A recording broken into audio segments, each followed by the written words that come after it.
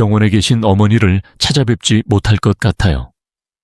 어머니께서 빠르게 회복하실 수 있도록 필요한 돈을 보내드리겠습니다.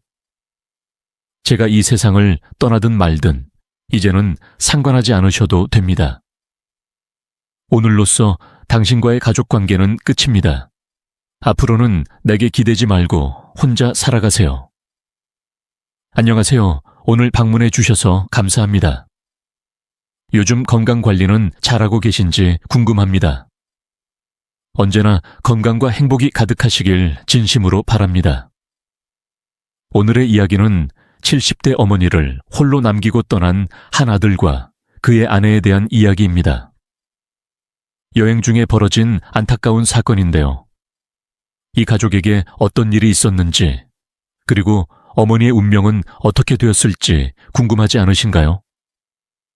영상을 시청하시기 전에 채널 구독, 좋아요, 알림 설정을 해주시면 앞으로 더 많은 콘텐츠 제작에 큰 힘이 됩니다. 그럼 지금 바로 시작하겠습니다. 그는 1년 전에 세상을 떠났습니다. 알코올 중독에서 벗어나지 못한 삶이었죠. 여러 번 술을 끊겠다고 다짐했지만 끝내 약속을 지키지 못했습니다. 그는 결국 나를 떠나갔고 저는 혼자 사는 삶에 익숙해질 줄 알았습니다. 하지만 시간이 지나면서 상황은 점점 나빠졌고 최근에는 충격적인 전화를 받게 되었습니다.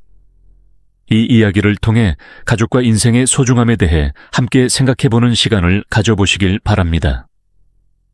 남편의 사업에서 대출이 들어온다는 사실을 받았고 잠시 숨이 가빠졌다. 빛을 보니 남편이 세상을 떠난 것 같았고 세상을 떠난 것 같았다. 나 역시 괴롭히고 있다. 내가 두고 온 빚 때문에 마음이 흐려지고 손이 떨리기 시작했고 평생을 함께했던 집을 떠나야 했습니다. 그 집은 우리 가족의 추억으로 가득 차 있었지만 이제 우리는 사라졌습니다. 더 작은 아파트로 이사했습니다. 예전 집에 대한 기억은 아직도 머릿속에 남아있지만 현실은 더 이상 거기에 머물 수 없다는 것입니다. 다른 곳에 비해 너무 작고 낯설어요. 벽은 여전히 차가운 느낌이었고 가구들은 적응되지 않은 듯 어색하게 배치되어 있었다. 하지만 남은 돈을 모두 모아 인생을 준비하려면 여기서 나가야 한다. 미래의 삶. 아들, 며느리들이 자주 찾아오는데 그들 앞에서 긴장한 모습을 보이지 않으려고 노력하고 있어요. 그리고 남편의 사진을 보면 사진 속 남편은 웃고 있지만 그 미소 속에 감춰진 고통, 지금의 우리에게 있는 온유하고 혼란스러운 감정을 이제서야 이해하게 되었습니다. 작은 집에 적응하는 과정은 쉽지 않았습니다. 밤이 되면 혼자 남겨진 느낌이 들어서 불안했어요. 이전 집의 익숙한 분위기와는 달리 이곳은 여전히 낯설게 느껴졌다. 남편은 나를 남겨두고 떠났습니다. 그것이 나에게는 빚을 갚는 길을 선택할 수밖에 없는 길이지만 나 역시 여기서 나만의 평안을 찾아야 한다. 하지만 가장 마음이 아픈 건 너무 다정하고 사려 깊은 아들이에요. 결혼하기 전, 결혼하고 나서 조금씩 변화를 시작해보세요.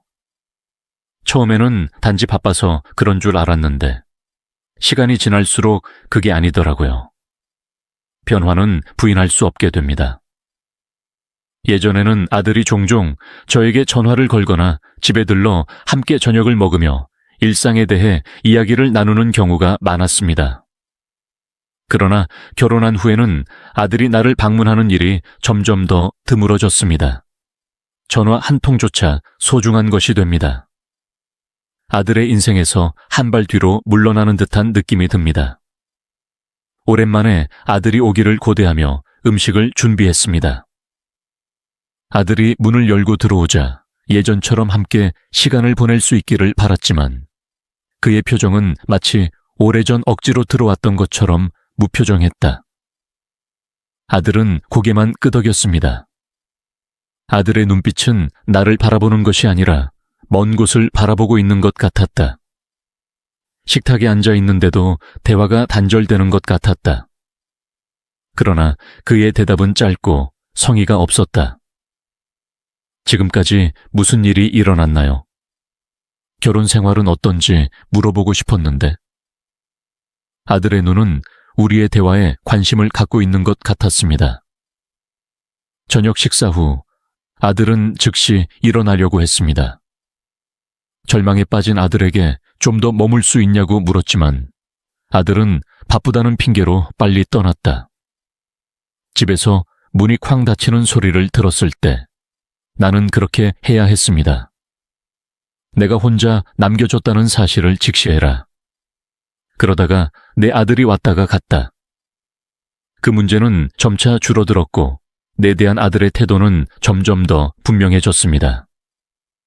바쁘다며 대화를 끝내자 아들의 말투가 전보다 차가워졌고 나는 그와 대화를 중단했습니다. 그런 변화가 부끄럽기도 하고 아들 옆에서 며느리가 점점 더 큰 자리를 차지하는 것 같아요. 물론 당연하게 여기지만 아들을 빼앗기는 듯한 느낌이 듭니다. 내 아들은 더 이상 내 아들이 아니고 누군가의 남편입니다. 나는 더 많은 시간을 보냈다. 이 변화는 나로서는 받아들이기 어렵지만 받아들일 수밖에 없다. 여러분도 이런 변화를 느끼셨는지 궁금합니다. 아들이 결혼하고 나면 아마 시간이 지나면 자연스럽게 될 것 같아요. 하지만 사실 이를 알면서도 아들과의 관계는 더욱 돈독해지고 있습니다. 다른 곳으로 이사해야 할 때 매우 두렵고 슬펐습니다. 아들이 내게 등을 돌리는 것 같은 느낌이 들 때마다 종양이 나를 짓누르는 것처럼 마음이 무거워진다. 제 아들은 이제 결혼해서 가정을 꾸리려고 합니다. 그곳에서 행복을 찾으려면 그것을 존중해야 하지만 동시에 그를 배려해야 합니다. 사랑이 그리울 수밖에 없습니다. 나와 아들 사이의 거리가 점점 더 멀어지는 것 같은 느낌이다. 이 작은 집에서 더 깊은 외로움을 느껴보세요. 생일날 아침 나는 평소처럼 혼자 침묵하며 아들의 전화나 방문을 기대했다. 시계를 몇 번이고 보았지만 예전에는 아들이 다음날 아침에 전화해서 축하해주거나 집에 들러나와 함께 시간을 보냈을 텐데 이제는 그런 기대조차 사라진 것 같습니다. 고급스러운 하루 종일 그에게서 아무 소식도 듣지 못하자 나는 실망하여 조용히 부엌으로 가서 점심을 준비하기로 했다. 그러다 갑자기 전화벨이 울렸고 나는 재빨리 전화를 받았다. 순간 심장이 쿵쿵 뛰었다. 엄마, 생일 축하해요. 요즘 좀 바빠서 못 갔는데 이번에 돈을 보냈으니 맛있는 거라도 곁들이세요. 그 말을 들었을 때 마음이 아팠습니다. 나는 내 생일을 동전 몇 개로 축하하려는 태도에 실망했지만 최선을 다해 감정을 숨기며 담담하게 말했다. 알았어, 아들아. 돈 받았습니다. 감사합니다. 그리고 나는 떨리는 목소리로 덧붙였다. 아들이 얼굴을 잊어버릴 것 같아요. 며느리랑 놀러 오지 않을래? 아들의 대답을 기다리며 나는 전화기를 잡고 손을 꼭 잡았다. 그때 아들은 마지못해 엄마, 요즘 너무 일을 너무 많이 했네요 라고 말하는 듯한 목소리로 대답했다. 바빠서 시간이 없는데 시간 되면 가겠습니다. 그때 저는 아들의 차가움에 담긴 목소리에 마음이 많이 아팠습니다. 그런데 스피커를 통해 며느리의 목소리가 들렸습니다. 엄마, 요즘 우리가 주말에도 일해서 얼마나 바쁜지 아시죠? 시간을 조율하려고 노력했지만 며느리의 말은 우리의 기대를 무시한 듯 전혀 쉽지 않았다. 그때 두 사람의 태도가 너무 차가웠기 때문에 나는 한숨을 쉬며 그녀가 한 말을 잠시 잊을 수 없었다. 나는 이 상황이 얼마나 외로운지 깨달았다. 아들, 며느리의 말에 상처도 받았지만 그 마음을 표현하지 못해서 더욱 마음이 아팠습니다. 나는 침착하게 이렇게 말하려고 노력했습니다. 알겠습니다. 이해합니다. 바빠서 어쩔 수가 없어요. 엄마도 건강하게 지내고 싶어 해요. 나는 전화를 끊은 뒤 전화기를 내려놓고 오랫동안 당황한 채 서 있었다. 흘러가려고 했지만 나는 그들을 붙잡으려고 노력했습니다. 이후 집에 혼자 있으면 더욱 깊은 외로움에 빠졌고 아들의 생일을 축하하는 전화마저도 형식적이 됐다. 며느리의 말에는 내 대한 관심이나 애정이 전혀 보이지 않았습니다. 내 생일은 내가 기다려온 어느 날보다 더 씁쓸하고 공허한 날로 지나갔다. 내 집으로 오세요. 그 이유는 그날이 남편의 기일이었기 때문입니다. 이때 꼭 참석하라고 해서 아들이 떠나야 했습니다. 내 아들과 그의 아내를 위해 각 요리를 준비했습니다. 며느리가 좋아한다고 하는 반찬까지 모두 정성껏 준비했습니다. 아들과 그의 아내가 찾아왔을 때 나는 기뻤지만 이상했습니다. 그 느낌이 내 마음 한구석에 스며들었습니다. 아들과 며느리는 여전히 아들다운 말투로 차가운 얼굴로 식탁에 앉아 있었다. 식사가 끝난 뒤 멍하니 앉아 있는 남편과 준비한 용돈 봉투를 보니 마음이 더욱 무거워졌습니다. 봉투 한 장에 50만 원이 들어 있습니다. 조금이나마 도움이 됐으면 좋겠다고 말하면서도 내 일부는 천천히 봉투를 받아들고 잠시 놀란 표정을 지었다. 아들과 며느리의 얼굴에 나타난 기쁨을 봅니다. 며느리는 갑자기 얼굴이 환해졌고 예전과는 달리 생기 넘치는 목소리로 엄마 정말 고마워요 라고 말했다. 아들과 며느리의 반응을 보니 많은 감정을 주체할 수 없었습니다. 나는 그들이 그렇게 행복해하는 모습을 마지막으로 본 것이 언제인지 기억조차 나지 않습니다. 그러나 동시에 내 마음은 쓰라렸다. 이 사람들이 그런 속물이라는 생각이 내 마음을 떠나지 않았습니다. 그토록 기다려온 법은 내 얼굴이 아니라 돈과 물질뿐이다. 그동안 쌓아온 신뢰가 점차 무너지는 것을 느꼈습니다. 꼭 아들, 며느리가 행복해지는 모습을 보고 싶었는데 그 이유가 돈 때문이라는 걸 깨닫고 나니 그 기쁨은 공허했습니다. 세상의 문제가 아니라 물질의 영향을 받는다는 생각이 더욱 강해진다. 아들과 며느리의 말투는 전보다 부드러워졌고 대화도 조금 길어졌다. 이 모든 것은 진정한 관심에서 비롯됩니다. 나는 그것이 사실이 아니라는 것을 알고 있기 때문에 그들의 말이 공허하다고 느낍니다.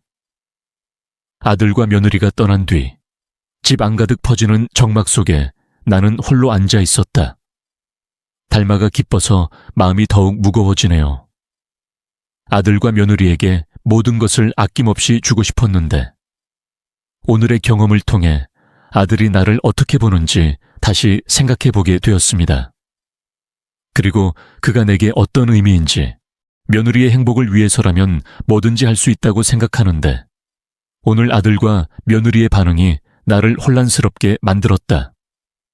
앞으로는 내 삶을 살아야 한다. 내 아들에 대한 나의 기대가 정말 공정한 것인지 아니면 잘못된 것인지 궁금합니다. 지금은 온갖 감정이 뒤섞여 혼란스럽고 외로울 뿐입니다. 어느 날 집안일을 하던 중 갑자기 화면에 아들이 전화하는 모습이 떴다. 요즘은 거의 들어오지 않아서 휴대폰을 보다가 잠시 머뭇거렸지만 이내 전화를 받고 차분한 목소리로 인사를 건넸다. 아들 무슨 일이에요? 이제 아들 목소리가 더 밝아졌어요. 평소보다 더 잘 지내시나요? 우리는 모두 다릅니다. 이번에 해외여행을 갔는데 마음이 가라앉았습니다. 내 아들이 단지 여행 계획을 알리기 위해 전화하는 것이 아니라는 느낌이 들었습니다. 이때 그들이 내게 연락하는 것을 잊어버릴까봐 걱정된다. 아, 그럼 어디로 가나요? 나는 침착하게 물었다. 그런데 며칠 후에 우리 집에 놀러 오실 수 있나요? 이러한 제안은 내게 이익이 될 뿐만 아니라 다른 의도도 있다는 것을 느꼈습니다. 나는 잠시 침묵하고 아들이 말을 하기를 기다렸다. 엄마가 이사한 집. 내 생각엔 당신이 머물러야 할 것 같아요. 우리가 없는 동안 집이 비어 있었기 때문에 조금 불안했습니다. 엄마가 오시면 더 마음이 편할 것 같아요. 그의 말투는 마치 집을 돌봐줄 사람을 찾는 것 같았습니다. 나는 그가 정말로 내게 이 제안을 하는 것인지 아니면 단지 집을 주는 것인지 궁금했습니다. 집을 비워두는 것이 걱정되어서인지 혼란스러웠다. 아들이 떠나기 전부터 집을 돌봐줄 다른 사람을 찾는 것 같아 씁쓸함과 서운함을 동시에 느꼈습니다. 내 대해 걱정해 주세요. 고마워요, 아들. 이 작은 집에 있어도 괜찮습니다. 나는 조심스럽게 대답했다. 엄마에게는 절대 부담이 아니지만 오히려 엄마가 계시면 우리도 마음이 편해지고 마음도 편해질 것 같아요. 왜냐면 우리 집도 좋고 시설도 좋으니까. 아들이 말하는 것을 들으면 과연 내 감정을 이해하고 있는지 궁금합니다. 아들이 내게 집을 돌봐달라고 했을 때 나는 그의 진심이 무엇인지 알 수 없었다. 그의 말, 그는 나를 생각하고 있습니다. 단순히 말만 하는 것보다 자신의 집을 지키는 것이 더 큰 목표라는 느낌이 강합니다. 알았어. 가서 며칠 동안 머물게.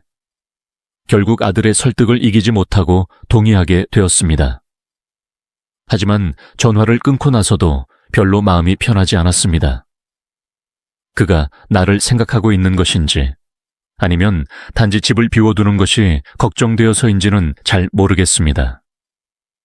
전화를 끊은 뒤 아들 없이 집에 혼자 사는 모습을 상상하며 그들이 도착할 때까지 집을 지켜봐야 했다. 돌아왔지만 내 기분은 그래.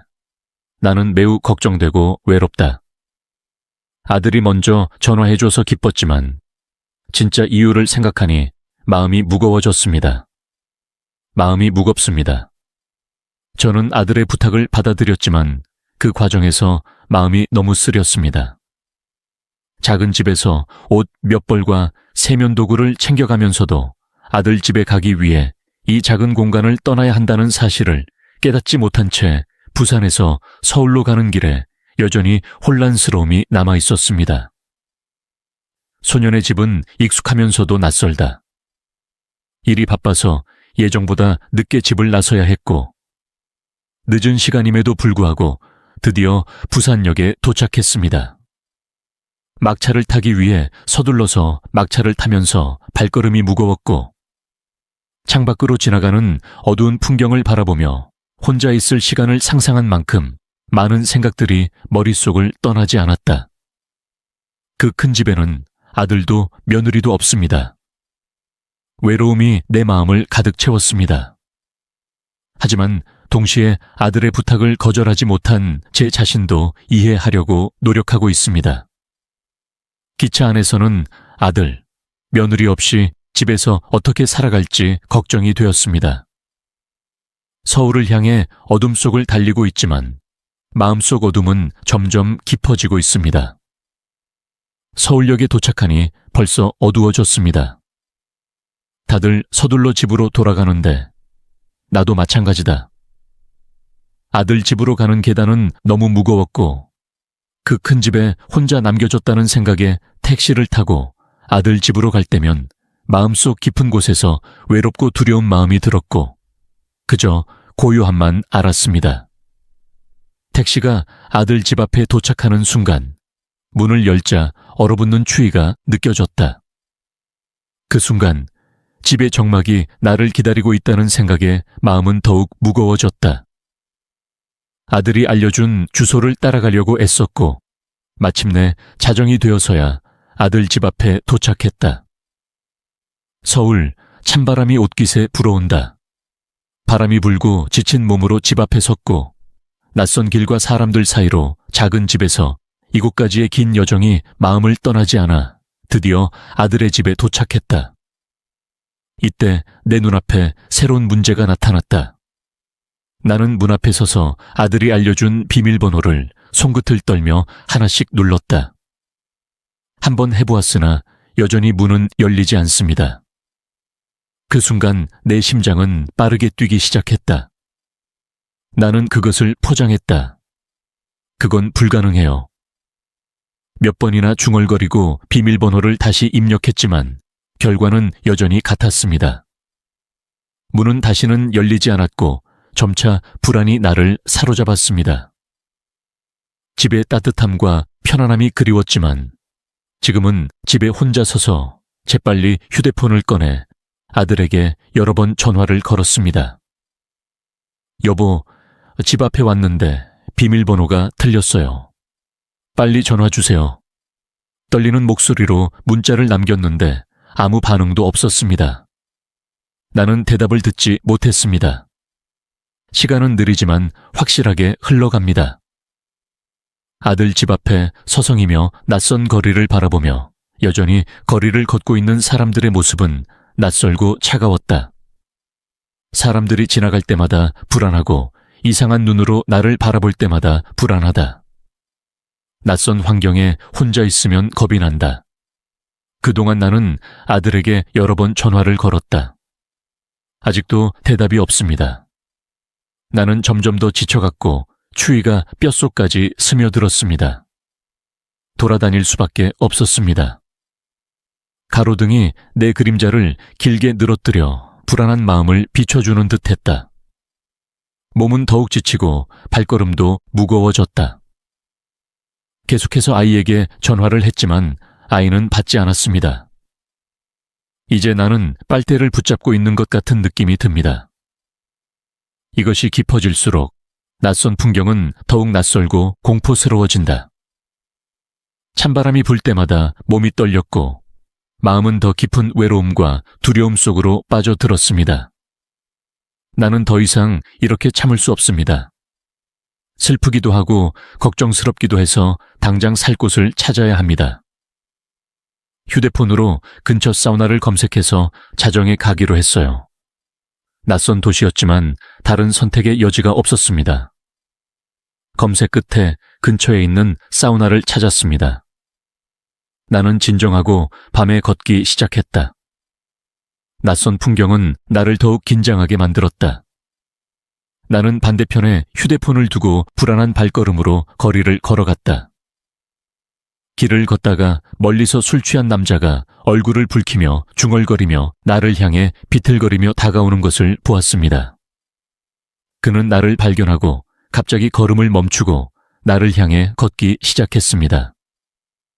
술에 취해 비틀거리며 다가오는 그의 모습이 위협적으로 보였고 나는 섬광적인 두려움을 느꼈다. 심장이 빠르게 뛰기 시작했고 온몸이 굳어졌다. 에일. 그의 눈은 흐려졌고 명확하게 말을 할 수 없었습니다. 야, 왜 이렇게 늦은 시간에 혼자 걷고 있는 거야? 그는 비틀거리며 내 길을 막았지만 나는 분명히 위협을 느꼈습니다. 그 아우라에 나는 그의 눈을 피했다. 나는 최대한 부드럽게 대답했다. 찜질방을 찾고 있어요. 시간이 늦어서 빨리 가야 해요.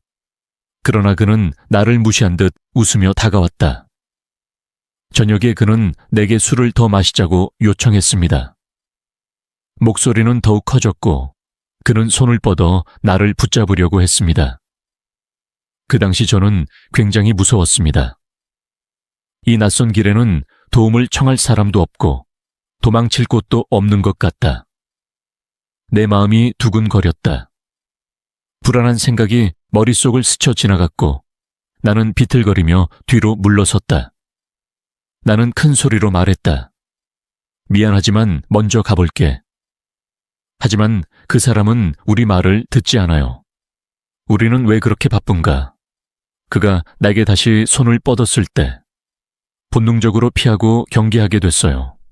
그 남자는 잠시 나를 당황하게 만들었다. 나는 빠르게 지나가며 도망치듯 가속했다. 달리던 중에 사우나의 불빛을 보고 비로소 안도의 한숨을 쉴 수 있었습니다. 하지만 여전히 심장이 두근거리고 손이 떨렸다. 문을 열고 안으로 들어갔을 때 나는 안전하다는 것을 깨달았습니다. 사우나에 도착하고 따뜻한 공기를 마시자 몸이 서서히 이완되기 시작했습니다. 쉰 걱정과 실망이 여전히 마음속에 남아서 계산대에서 돈을 내고 잠잘 곳을 찾아 지친 몸으로 구석에 앉았지만 아들에 대한 걱정과 슬픔이 무거웠습니다. 안에 있어서 쉽게 잠들지 못해요. 사우나에 혼자 있으면서 아들과의 관계를 다시 생각해보게 되었습니다. 그 사람이 먼저 전화해서 내가 필요하다고 말했지만 결국 그 사람이 제공한 부정확한 정보 때문에 나는 더욱 외롭고 걱정스러웠다. 꼭 가길 아들이 무사히 연락해 주기를 바라며 나는 심호흡을 하고 따뜻한 사우나의 공기 속에서 눈을 감았다. 다음 날 아침 찜질방의 울퉁불퉁한 바닥에서 잠을 제대로 자지 못한 채 잠에서 깨어났습니다. 밤새 피곤했다. 아들의 전화를 기다렸으나 결국 소식이 없어 주위 사람들이 하나둘 떠나고 나는 다시 휴대폰을 꺼냈다. 어젯밤 나는 슬프고 걱정스러웠다. 떨리고 혼란스러운 마음으로 아들의 전화번호를 눌렀다. 다행히 이번에는 몇 번 벨이 울린 후에도 아들의 목소리는 피곤하고 졸린 것 같았다. 왜 이렇게 일찍 전화했어요? 그녀는 아들의 목소리를 듣자마자 밤새도록 잠을 이루지 못했습니다. 모든 게 한꺼번에 나타났다 아들아. 어젯밤에 무슨 일이 있었던 걸까? 아니요, 제가 알려드린 비밀번호가 틀렸습니다. 엄마는 집에 와서 밤새도록 사우나에 있을 수가 없어요. 전화도 안 받고 뭐 하는 거야? 옛 목소리를 낸 사람은 잠시 당황한 듯 보였다. 미안해요, 엄마. 시차 때문에 잠을 못 자요. 정신을 잃은 것 같아요. 아들이 사과했는데도요. 내가 어젯밤에 얼마나 고생했는지 아세요? 내가 낯선 곳에서 얼마나 무서웠는지 알아. 그의 목소리가 떨리기 시작했다. 아들은 한숨을 쉬며 죄책감을 느끼는 듯한 어조로 말했습니다. 엄마, 정말 미안해요. 집에 가서 푹 쉬느라 정신을 못 차렸어요. 사과입니다. 그의 말투는 여전히 거기에 있었다. 피곤하고 무기력해져서 기운이 납니다. 내가 왜 그렇게 화를 냈는지 생각해 보세요. 주의를 기울였다면 이런 일은 일어나지 않았을 것입니다. 나한테 일어난 일이야. 내 아들은 더 이상 변명하지 않습니다. 그의 침묵이 길어질수록 나는 내 목소리가 너무 강해졌다는 것을 깨달았다. 하지만 나는 사우나를 나올 때 흘러나오는 감정을 되돌릴 수 없었고 어젯밤에 일이 남긴 씁쓸함을 지울 수도 없었다. 그때부터 지금까지 마음속에는 여전히 불안과 실망이 남아 있었습니다. 집으로 돌아가는 길에 아들네 집이 생각나고 그곳에서 정말 편안했는지 궁금했습니다. 내 아들이 내게 말한 정확한 비밀. 번호를 누르고 마침내 아들 집 문을 열었을 때 천천히 문이 열리자 한참을 망설이던 중 조용한 침묵이 나를 맞이했다. 안으로 들어갈 때마다 마음속의 무거운 감정이 다시 솟아오르는 것 같습니다. 더 강렬해. 이것은 내 아들의 것입니다. 나는 집인 줄 알고 조용히 거실로 들어갔다. 눈앞의 풍경은 내가 상상했던 것보다 훨씬 더 럭셔리했다. 벽에 걸린 작품, 그리고 구석에 있는 최신 TV, 사운드 시스템도 어떻게 그렇게 화려할 수 있습니까? 나는 조용히 한숨을 쉬었다. 내 아들은 실제로 내게 특별한 선물을 사준 적이 없으며 이렇게 화려하게 장식된 집에 실망감이 스며든다. 내가 거기 살고 있는데 거실에 있는 물건 하나하나가 나를 차갑게 밀어내는 것 같다.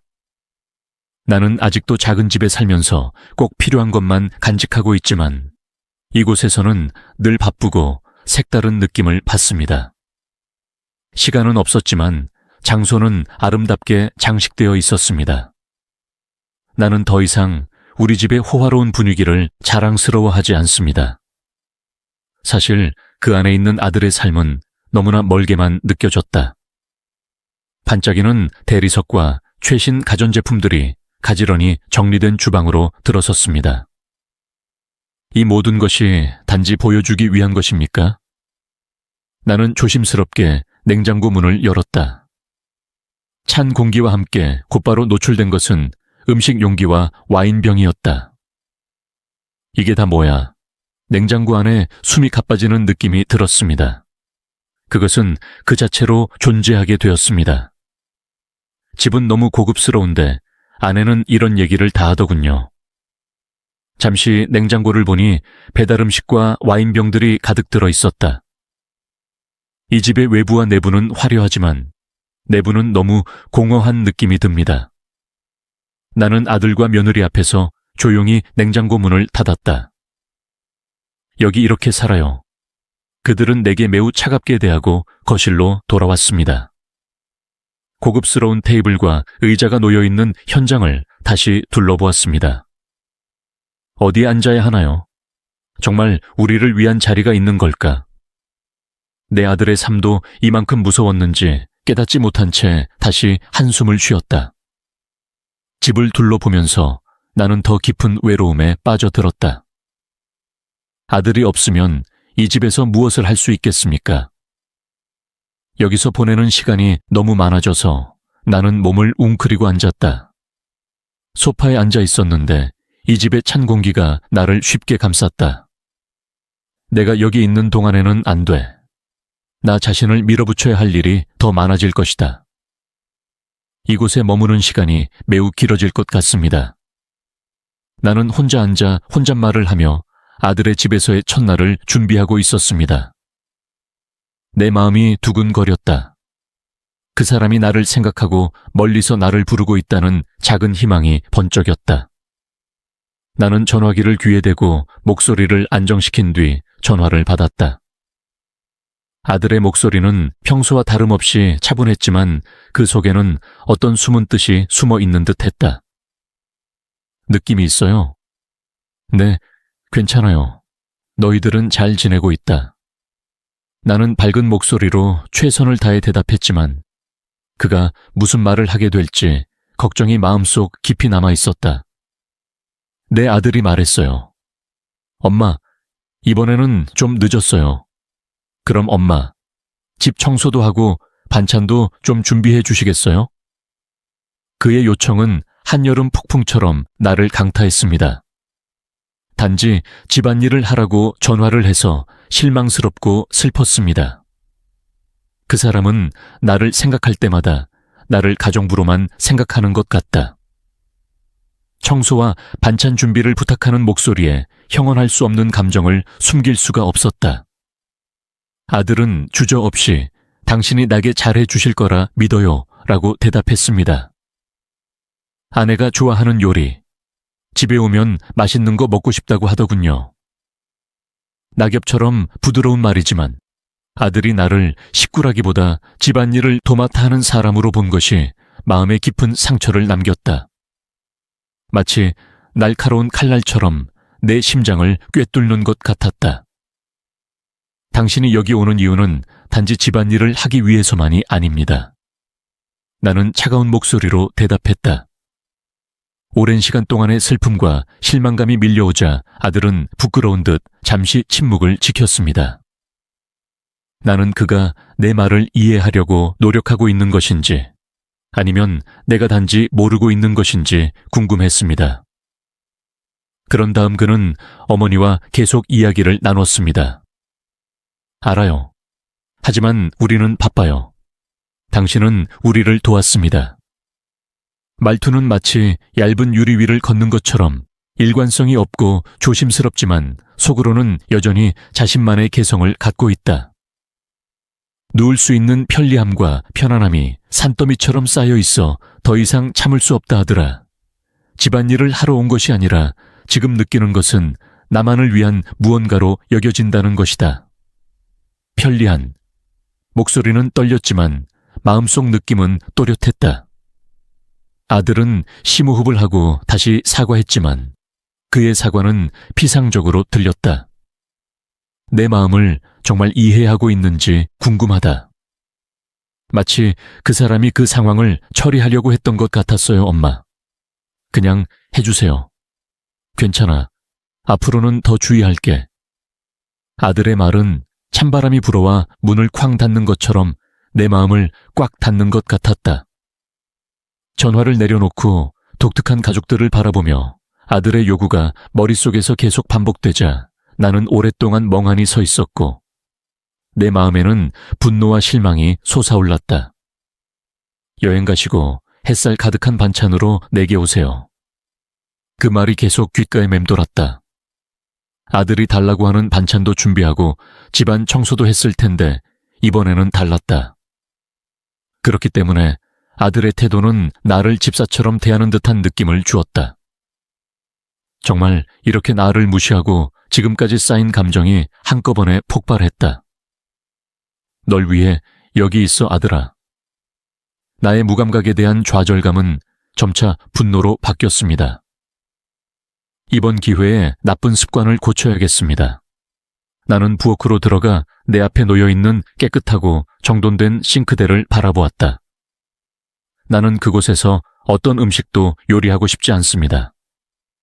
내가 왜 당신을 위해 그런 일을 하겠어요? 그런 식으로 대했음에도 나는 결국 부엌 조리대에서 라면 한 컵을 꺼냈다. 그것은 내 아들 가족의 진정한 성격을 상징하는 것 같았습니다. 겉은 화려하지만 속은 공허한 삶을 대변하는 것 같다. 그 위에 라면 한 컵을 올려주세요. 나는 내 자리에 앉아있다. 이것이 내가 할 수 있는 최고의 요리이다. 이제 내가 그냥 장난만 치는 사람이 아니라는 걸 알아야 해. 그것은 단순한 요리가 아니라 나의 감정과 결단의 상징이기도 합니다. 돌아와서 이 장면을 볼 것이다. 내가 느끼는 좌절감과 분노를 그들이 조금이라도 이해할 수 있기를 바랍니다. 마침내 나는 집을 떠나기로 결정했습니다. 컵라면은 내 대한 무관심에 대한 답이다. 나를 가정부처럼 대하는 아들과 며느리에 대한 암묵적인 불평. 짐을 싸서 마지막으로 집을 둘러보았고 문을 닫은 후에는 더 이상 발걸음이 무겁지 않게 되었습니다. 그의 아들, 그리고 며느리.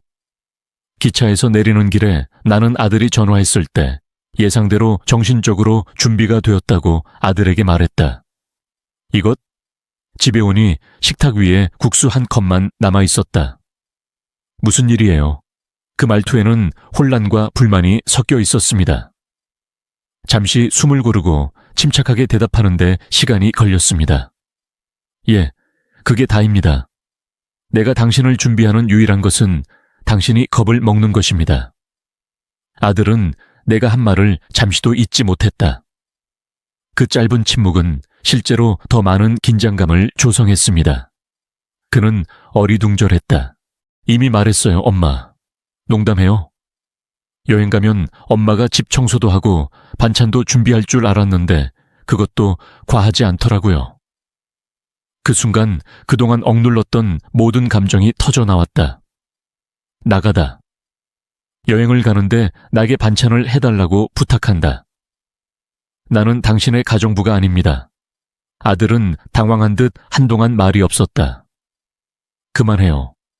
당신은 내가 항상 당신 곁에 있고 필요할 때마다 달려가서 도움을 주겠다고 말했어요. 당연하다고 생각했을지 모르지만 이제는 더 이상 당연하게 받아들일 수 없게 되었습니다. 아들의 목소리는 약간 낮아졌지만 여전히 납득하지 못하는 것 같았습니다. 엄마, 그렇게 말씀하지 마세요. 그냥 엄마가 저를 도와주실 수 있을 것 같아요. 나는 아들의 말을 듣고 전화를 끊고 강경하게 대응했다. 내가 당신에게 한 일과 당신이 내게 한 일을 잘 생각해 보십시오. 내 목소리에는 결의가 담겨 있었고 내 아들은 달리 할 말을 찾지 못했습니다. 전화를 끊은 뒤에도 아들과의 대화는 계속됐다. 열띤 대화 끝에 나는 혼자 남겨졌다. 떠나온 집에서 나는 내 감정과 생각을 반성하고 다시 한번 스스로 결정을 내렸다. 며칠 후 아들로부터 과거의 잘못에 대한 후회를 담은 장문의 문자 메시지를 받았습니다. 어머니께 진심으로 사과드립니다. 그동안 당연하게 여겼던 것 같아요. 해당 메시지에는 자신의 실수에 대해 반성하고 진심으로 사과한다는 내용이 담겼다. 어머니가 저를 위해 얼마나 많은 일을 해주셨는지 이제서야 깨달은 것 같아요. 아들의 말에서 진심이 느껴지고 세월이 흐르면서 쌓였던 슬픔도 점차 누그러졌습니다. 아들과의 갈등이 해결되자 마음 한구석에 남아있던 아픔도 옅어지기 시작했고, 아들의 사과가 내 마음을 감동시켰을 때 나는 아들의 과거에 대한 감정을 해소할 수 있었다. 그리고 서로의 감정을 이해하며 관계를 회복할 기회를 얻었습니다. 가까울수록 멀어진다는 말이 있듯이 인간관계에서는 균형이 얼마나 중요한지 생각해 보게 됩니다. 이 이야기는 당신에게 사람 간의 거리를 되돌아볼 기회를 제공할 것입니다. 가까이 있을수록 서로의 존재를 당연하게 여기는 실수를 범하기 쉽습니다. 그로 인해 상대방의 애정이 서서히 식어가는 경우도 생깁니다. 파트너에게 더 깊은 애정을 느끼고 싶은 마음은 자연스러운 감정입니다. 그러나 사랑한다는 이유만으로 서로의 경계를 무시하거나 소홀히 대한다면 관계는 점차 멀어질 수 있습니다. 진정한 관계란 상대방의 감정을 이해하고 경계를 존중하며 아무리 친밀한 사이일지라도 배려를 잃지 않는 데 있습니다. 상대방의 소중함을 깨닫고 그 가치를 지키기 위해 서로 존중하는 마음을 잊지 말아야 합니다. 이번 일을 계기로 아들과의 관계는 더욱 성숙해졌고 서로를 이해하고 배려하며 자신의 삶을 살아가는 법을 배우게 되었습니다. 무엇보다 중요한 것은 깊은 관계를 유지하며 서로의 가치를 잃지 않는 것입니다. 구독자 여러분께서도 모든 관계에서 건강한 균형을 이루시길 바랍니다. 마지막으로 구독과 좋아요, 알림 설정은 앞으로 더 좋은 콘텐츠 제작에 큰 힘이 됩니다.